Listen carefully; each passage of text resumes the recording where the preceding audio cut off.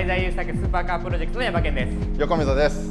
前澤友作スーパーカープロジェクトとは MG こと前澤友作のスーパーカーで皆さんと楽しんでいくプロジェクトです。ちょっと更新が空いちゃいましたね。ちょっとね空いちゃったんですけど、これから、YouTube などを使って、皆さんとね、こうスーパーカーとか車でみんなでこのプロジェクトを盛り上げていきたいと思っております。今日は改めて、スーパーカーの紹介をしていきたいと思います。今回の、ご紹介する車はこちらです。社名はパガーニゾンダゾゾです。イタリアのパガーニアウトモビリ社で製作した特注品です。前澤友作、オリジナルの世界でたった1台の車になっています。まずパガーニはパガーニアウトモビリ社の創業者であるパガーニさんの名前から来ています。ゾンダはアンデス山脈からオラチオパガーニの出身であるアルゼンチンへ抜ける風のことで、そして ZOZO は前澤友作の特注品の機体ということで ZOZO がついています。一言で言うと究極のオートクチュールじゃないかなと思ってます。このオーナーが求めるその唯一無二のこのモデル、価格はベースが230万ユーロ、このゾンダ ZOZO に関してはそこから特別仕様ということで68万ユーロがプラスして、日本円にして大体 3.8 億円ぐらいだけど今は世界中からオファーが来ていて、なんとプレミア価格があって今8億円でも買いたいっていう人がねオファーが来ているぐらい価値のある1台になってます。そんなすごいパガーニゾンダ ZOZO なんですけれども、車好きではない人たちにもここがすごいんだぞっていうことを僕たちはお伝えしたいと思います。そこで今日は3つのポイント絞りましたので、まずはご紹介していきたいと思います。まず1つ目、はい、この芸術的なボディ。エロいね。エロいですね。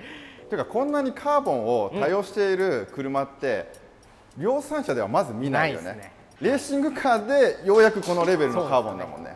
まさにオラチオパガーニがこのカーボンの技術っていうのがすごい優れていて、見せるカーボンっていう感じで、どこを見てもこのカーボンっていうね、車のね強度がやっぱり上がっていたり、車が軽量化できたりするので、ただスーパーカーでここまで使うっていうのは本当に珍しい1台だと思います。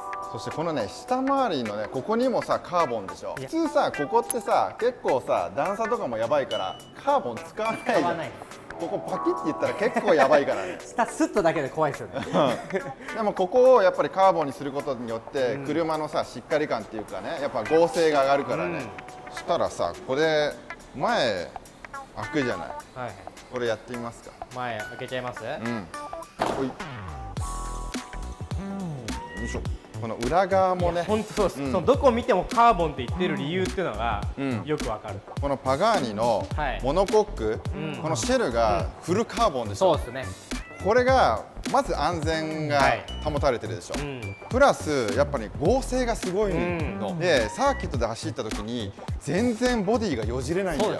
ここのボディが強いからサスペンションもしなやかにある程度できるじゃん。上のこのエアインテーク綺麗じゃない、このデザインがね。やっぱり V12 をさやっぱ熱量高いから冷やしてあげないといけないからさ、こう空気抵抗にならないように綺麗にこうリアのウイングに流してあげるようなね。この後ろのさこう見たところで前から来た風がさどう逃げてどう後ろに逃げていくかっていうのがさこう分かるじゃない。やっぱこのパガーニといえば、一番これがインパクトありますよね。4つこんなマフラーが4つついてる車なんかめったにないですよ。それがしかも1個にこのパーンって真ん中にあるってまとまって。じゃあエンジンルーム開けてみましょう。おー、いやーすごい。あとはやっぱりエキゾーストの色じゃない。なんて言ってもそこですよ。チタンの光り輝いためちゃめちゃ美しいですよね。だから走れば走るほどさこう熱が入っていってさ、この色にさ作られていくわけじゃん。高級なマテリアルを使ってレーザーとアルカンターラ、そしてアルミとカーボン、目に映るものすべてがすごいですね。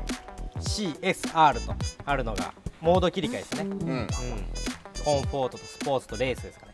じゃあいろいろ説明してきましたけど、車なんでね、走ってるところ気になりますよね。そうだね。じゃあ行きますか。行きますか。はい。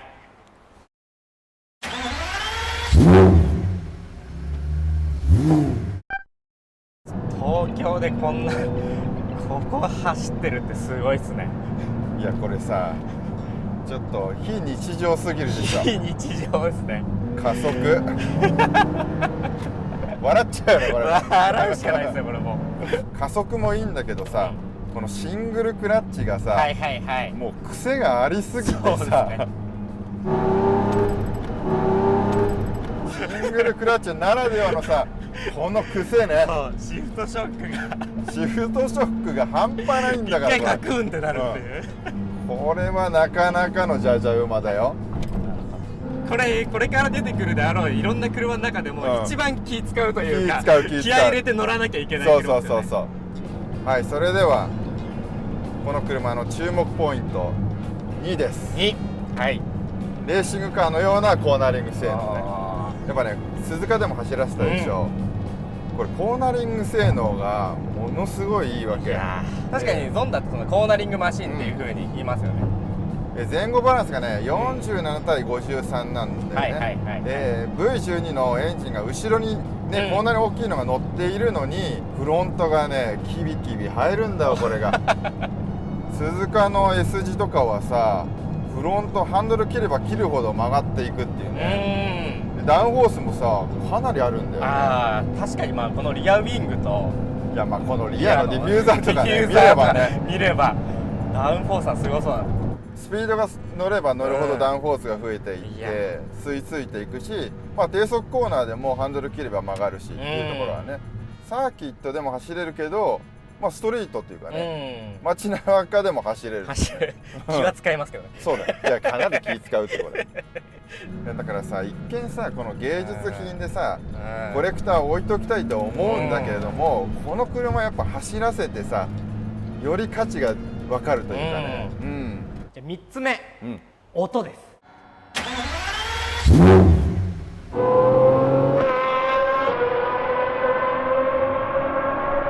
これがまたそのね、官能的サウンドをさ、本当音色というかね、楽器ですよね。楽器だよね。これ AMG エンジン使いながらも甲高い音が出ると、もうこれ全部の車、もう本当全部の車の中でも一番いい音なんじゃないかっていうぐらい、このウインカーの音ってのもまた面白いですよね。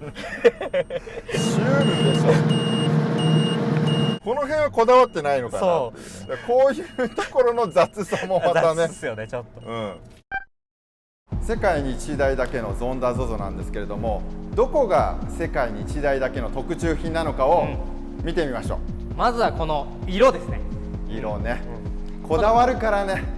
そうですね、こだわるからね、MG は。 MG のこだわりですよね。この紫も何回ものカラーサンプルを重ねて、紫の中でもどの紫がいいのかなってやった上で決まったこの色と。 ZOZO といえばこれだよね。はい、これスパッツって呼ばれる場所なんですけど、結構珍しいですよね、このタイヤにかぶさってるって。基本的にはさ、レーシングカーとかで、特に昔のル・マン24時間とかで走っていたああいうプロトタイプカーが空力性能とかを考えて、このホイールカバー的なねスパッツをつけてるけど、なぜこれをこうかぶせてるかっていうと、やっぱり空気抵抗を考えていて、その後ろにね綺麗に空気を速い速度のまま流してあげたりとか、その特注で言ったらさ、この2段ウィングもそうなんだ。そうですよね、形状とで、このさ普通にリアウィングだけでいいじゃない。なのにこのガーニーっていうんだけど、あえてガーニーを付け足してこのダウンフォースをまた上げてるわけだから、ただつけてればいいだけじゃなくて、本当にねこういうところの細かいところまで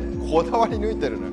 あとはここにね、さっき何回も出てた社名が書いてある、ゾンダ ZOZO。リアのライトも、いるこれすごいですよね、この角度、ダックテールのような。そうだよね、リアがさもう高速コーナーでめちゃくちゃ安定してるわけ。テールライトが全部ブラックアウト化されてるんですよね。